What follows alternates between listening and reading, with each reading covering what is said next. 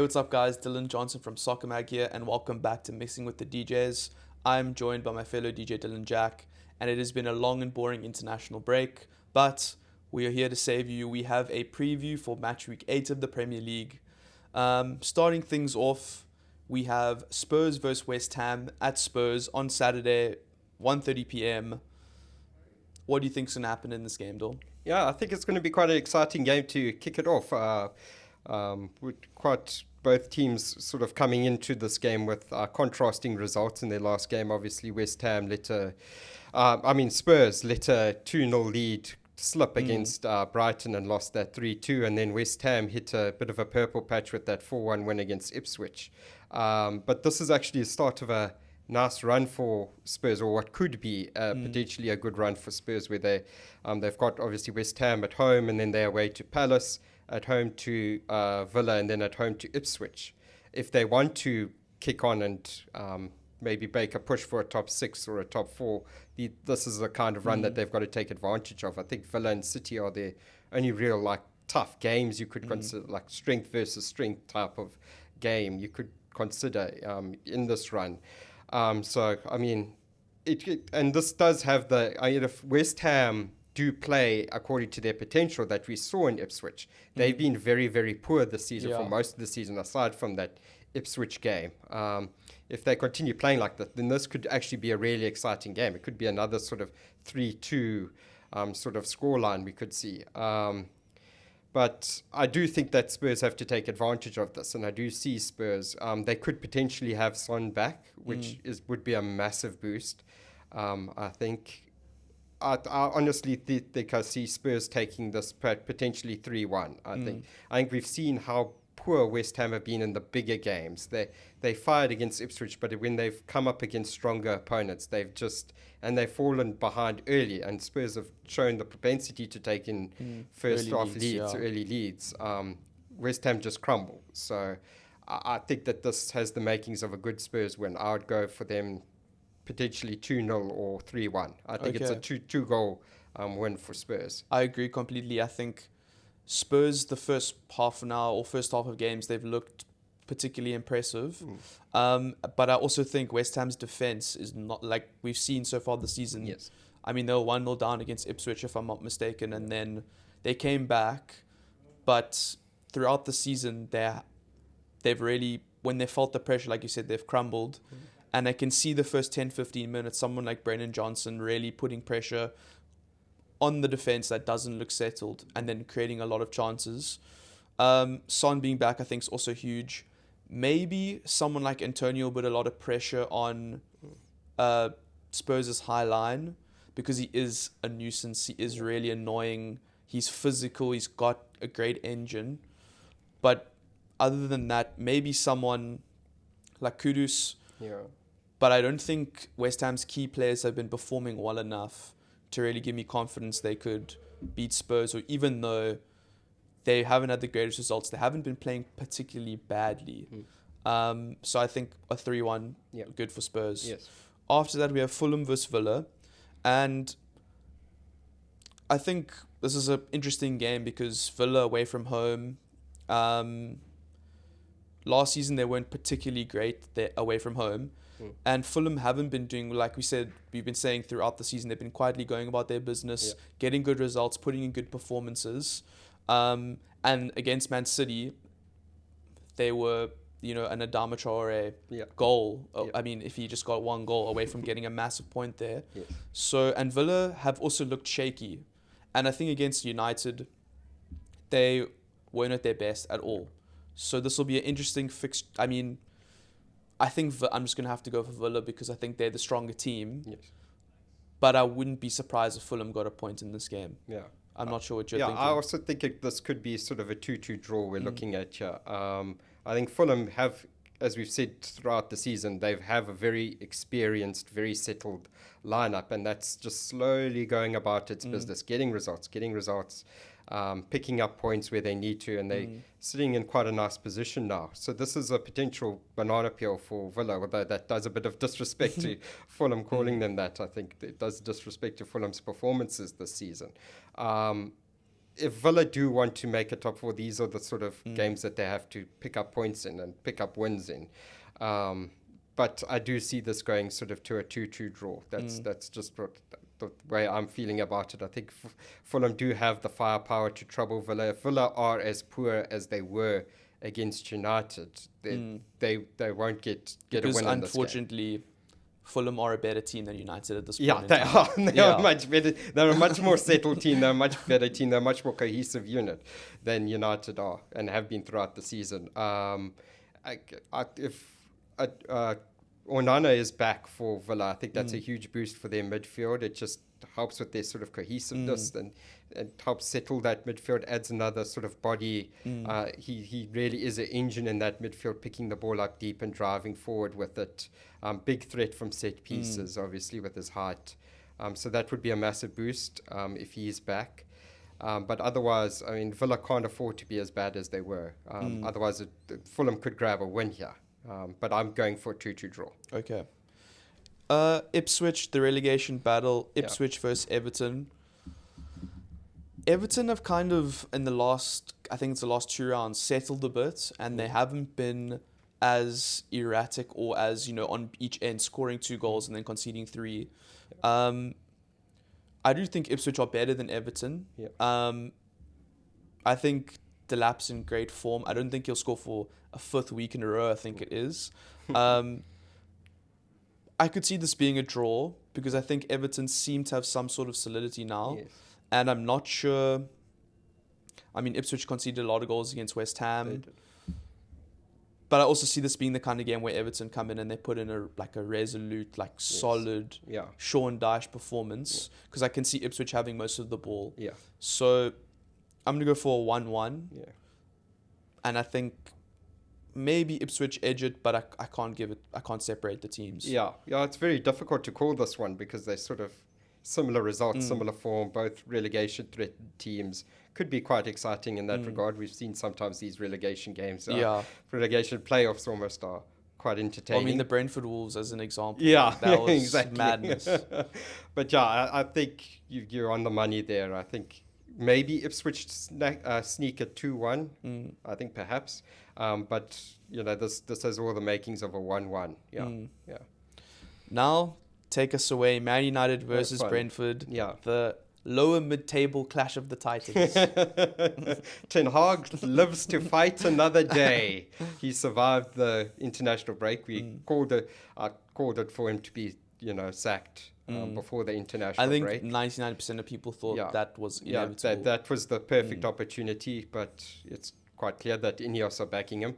I'd like for Ineos to come out with some sort of statement and it's say, probably because they have to pay him so much money if they fire him. I think that's probably the driving force. I don't know. There's conflicting reports about that and whether United can afford or can't afford it or what the sort of issue there would be. But Ten Hag's in charge now. That's quite clear. Even though Ineos haven't publicly backed him as I would have wanted, it would be nice to see them come out just to settle the group because it's quite clear that United are very unsettled at the moment. No one knows, what the plan is. Is Ten Hag the option? Is he going to survive? Is he just living on 2-game runs at the moment and keeping himself alive that way? It would be nice to have some sort of, clarity over there. I also think the way they handled the Sir Alex Ferguson thing, I know he's not completely out the club, but surely that could have waited to a different time in the season. It could with have. As much, I mean... I get it. You kind of have to be ruthless at some stage and, the media's going to pick up what they pick up. I mean, United have so much interest in it that whatever, there's always going to be sources informing different parts of the media about what's happening and different leaks and everything. So, and I get it. I mean, I think it's been a bit over dramatized what's happened 100%. To. I mean, you see Rio. So Alex is gone. I can't believe it. No, the way Rio Ferdinand tweeted out about it, you would have thought that they took him into the back shed and shot him. Literally, United were paying him a reported sort of 2.2 million, which is actually crazy. Which is really crazy. That's obviously a thing going back to the Glazer when the Glazers were in full control of the club, and. The Ineos have come in Sir Ratcliffe has been all about sort of finding ways to save money and cut costs wherever possible, which is, makes sense because United have been wasting a lot of money in ridiculous ways. This is one such example. And I think the way people talk about Fergie sometimes is you'd think he would going into the club every day and still running the club. He's not doing that. He's a non-executive director. He basically goes to games, sits among the directors. He's kind of he's an image to appease the fans and be like, okay, there's still some sort of Fergie effect here. Yeah. And I mean, the guy's 82. He's just come back from like a serious operation, life-threatening operation. Let him enjoy his retirement. He doesn't need to be a global ambassador. It's probably causing him way more stress than anything else. Exactly. He doesn't need to be sort of getting phone calls. Can you come in and do this ad for us? He doesn't need. Let him enjoy his retirement. And if United need him to come and talk to a young player and sell the club to a young player, I'm sure he's more than happy to do that. If you say to Fergie, listen, mate, we've got this really good young player we feel we can sign. He's got huge potential, but we need to sell him on the history of the club. He'd be willing to do that for free. You just need to hit him up with a quick phone call. I was just shocked that obviously he's incredibly valuable, but you don't need to be paying crazy. Him. 2 points. So that's fine. In terms of this game against Brentford, I mean, it's probably got all the makings of a repeat of the Villa game we saw against Villa. United being very, very defensive, I know we're playing at home, but it's still got all the makings. United have a lot of injuries at the back there now, all of a sudden again. They've lost Mazraoui, who's been in superb form, one of the few players who have been consistently in superb form. So there's very big question marks over the left-back situation. Luke Shaw is still out, coming back. Malacia could be back later this month or in November. But who knows? Who knows with him? He last played when he was 23. He's now 25. That left-back situation is causing a lot of grey hairs. I'd like to see Erik ten Hag go for because that's, the ethos of this club. That's what Manchester United is all about. Back the young kid. If everyone else is out injured, bring the youngster in. And I understand that their concerns over whether a guy like 17-year-old Harry Amas is physically ready for. But if this is just for 1 or 2 games, then why not bring him in? I mean, I doubt Marcus Rashford was considered physically ready. When you look at him back when he made his debut under Louis van Gaal, and Louis was forced to give him a day because United literally had no more strikers. It was either give Marcus a run or shove a midfielder in at striker, shove a Fellaini in at striker. That was sort of the decision Louis had, and he went for, and he kept in, to Van Gaal's credit, he kept with the ethos of the club. He gave Rashford, and he reaped the rewards. Rashford just bang, hit the league very, very quickly. So I'd go and I'd like to see Erik ten Hag back a guy like Harry Amas. I think he's got bags of potential. And the worst thing that can happen is he doesn't play well. Then at least you've got an answer over whether he's ready to play in the Premier League or not. At least you've got that answer. But you've given the kid a run, and he's got experience around him. He will have a Johnny Evans. Could have a Maguire. I don't know if Maguire's fit, but he could have a Martinez. He could have a De Ligt around him, a Dallo. There's more than enough experience in that back four that you could give a youngster an opportunity. And at least a guy like Harry Amas has the energy to go forward and support Rashford on overlaps and underlaps. Whereas if you're playing, it's reported that Johnny Evans could go to left back, which I would love to see that. I just think that would be... It would be comedic. It would be blockbuster. It would be very comedic. I'd rather Mbeumo versus Johnny Evans out wide would be I would like to remind insane. people that Johnny Evans came to United to do his coaching badges. That's why he came back to the club, to keep fit and do his coaching badges. Now he's going to be asked to play at left back, which I hope is just a bunch of rumours and not really what Ten Hag is considering. I hope that is fact. Yeah, but anyway, in terms of this game, I see it being I think United have to hit back with a strong performance. I'd like to see a 3-1 win for United, because I know Brentford have their threats. They're very, very good going forward. As good defensive, I think United have actually been good defensively this season. So I don't see Brentford scoring more than 1 goal. As good as they are attacking-wise, I just don't know where United's goals are coming from. So in all honesty, at most I can see this being as much as I'd like to see a 2-1, a 3-1 or a 4-1 for United, don't see that happening. if United do win, it's probably going to be a very ugly 1-0 or a 2-1. That's what I can see. Yeah. Okay, I think like in the past 2 games, United have definitely, well, against Villa, there was improvement there, more solid foundation. I think that Brentford will bring a more of a chaotic edge, which I said before I think suits United, and they are vulnerable. I mean, they conceded 3 against Wolves. They were just lucky enough to score 5. But I think United's problem is where do they get goals in open play? I can't remember a goal. I can't for the past. I mean, maybe like a month. Yeah. And I think Brentford are really good on set pieces. So maybe I'm gonna give Brentford a 2-1 here, but I think it'll be a scrappy game. Yeah.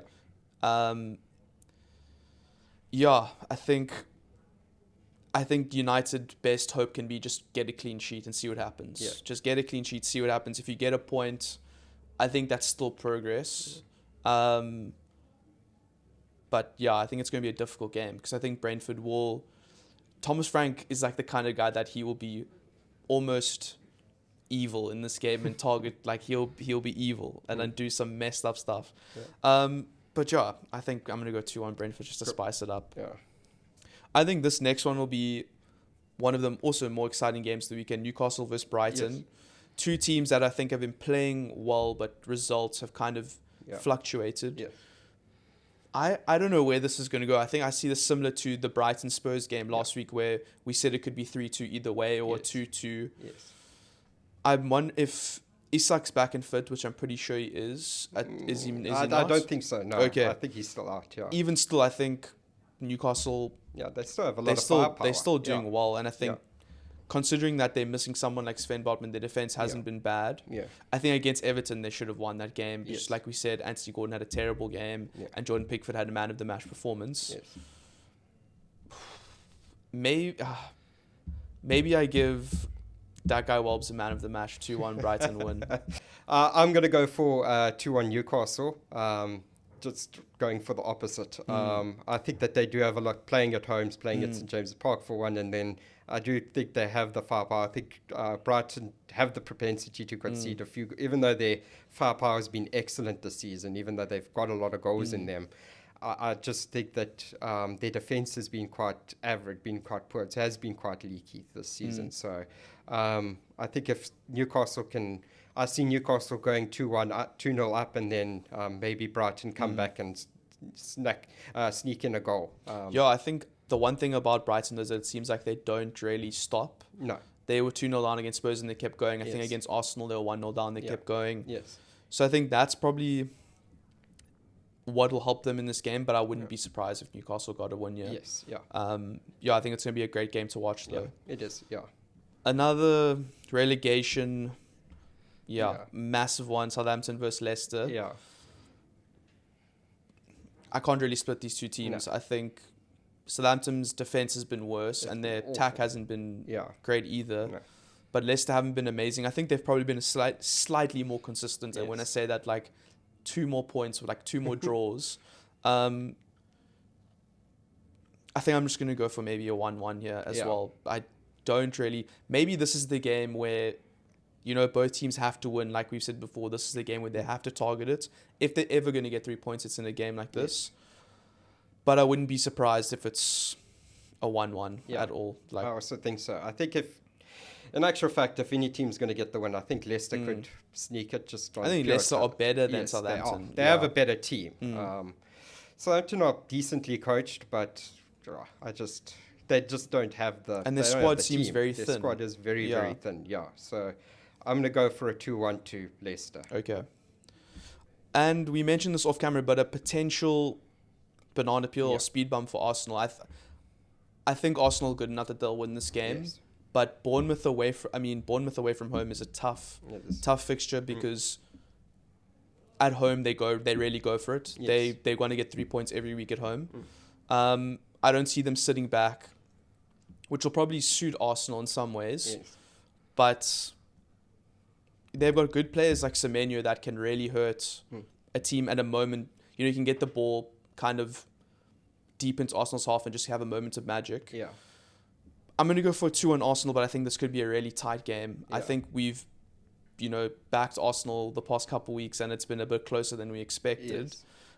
I think this is going to be a close game, but knowing that now Arsenal are probably going to win like 4-0, 5-0 just because we said that. Yeah, I'm going to go 3-1 Arsenal, but it's going to be like a tighter than you think. Almost like the Southampton 3-1 almost where like they're 1-0 down. And then, exactly, and they fight back. And Bournemouth will have their periods where they sort of put pressure on Arsenal, but I think Arsenal are good enough, and they're a good enough all-round team to get a good 3-1 win here. They're going to be under pressure a little bit, especially since, as you say, they're playing away from home.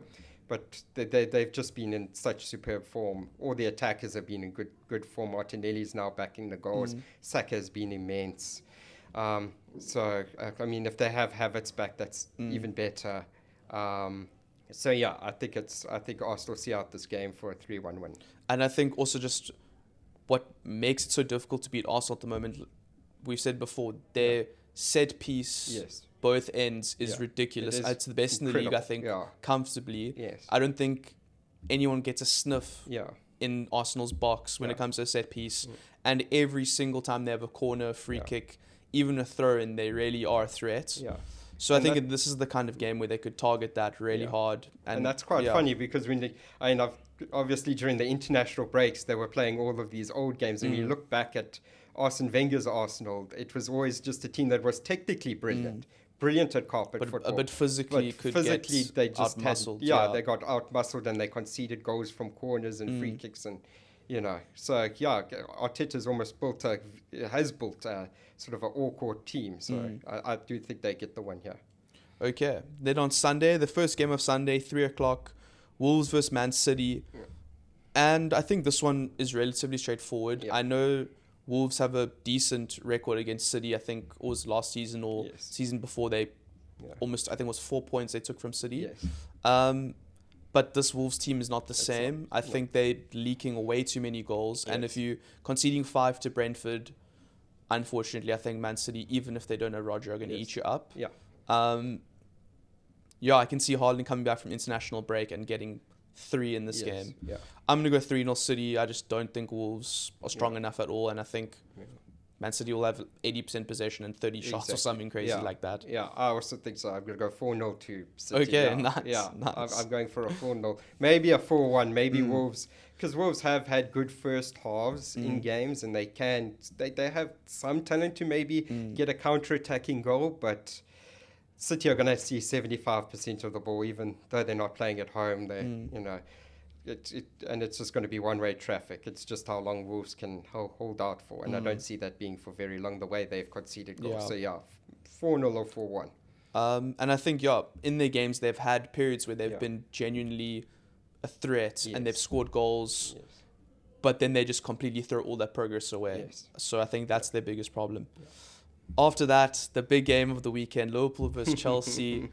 And I'm excited for this game. I think, other than United, I think this is the first serious test of Arne Slot at Liverpool. Yeah. Chelsea have found some great form. Yes. And I think the things that worry me about Chelsea is that they have individuals like Cole Palmer and Nicholas Jackson that can break teams down by themselves. They can just have a moment of magic. And I don't think Liverpool have really played a team like that yet. I think where there's been an X-factor player that really can just take one from 30 yards and just shoot it, or a free kick like Cole Palmer or Nicholas Jackson constantly running in behind and creating space. So I'm interested to see also how Liverpool's midfield plays, how Ryan Gravenberch does, how McAllister does, how Szoboszlai does. Because I think Chelsea's midfield has settled nicely now, and I think they've been controlling games really well. And Caicedo's been great this season. I think Enzo Fernandez is still slightly going under the radar, but I mean, he's not doing badly at all. And I think, I'm worried. I think the area I'm most worried about is Jackson and the high line that Liverpool play. I was going to say that. I think if you give Cole Palmer space, I know he hasn't historically played well against Liverpool. Yes. But like I said, he's got that X factor where he doesn't have to play for 30 minutes, but then for 10 minutes he'll get 2 assists or a goal. Yeah. And I think Jackson's going to be causing problems, and I think whoever plays in that left wing role Yes. between Trent and Konate, because there's always a lot of space there. Yes, yeah. And with Konate going to be distracted by Jackson running in Yes. behind, I have a feeling there's going to be a lot of space in that area. Yeah. So I think Gravenberch is then going to have to work really hard at more of the defensive side of his game, which he hasn't been terrible at, but he hasn't been tested Yes. in this way yet. Because I'm confident Liverpool will create chances. I'm just more worried about the defensive side of this. Even though this season they've been great, only conceded 2 goals. This is a serious test and the start of a disgusting run. Disgusting. I think I'll read it out to everyone if you don't know yet, but this is brutal.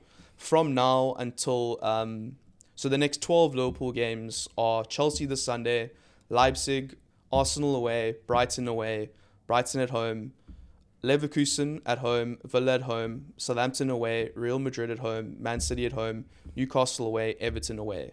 So that takes them into the 7th of December. That is almost all of the hardest games that you can play in a season. I mean, this is obviously all competition. So Brighton once in the Carabao Cup, Leverkusen and Real Madrid both in the Champions League.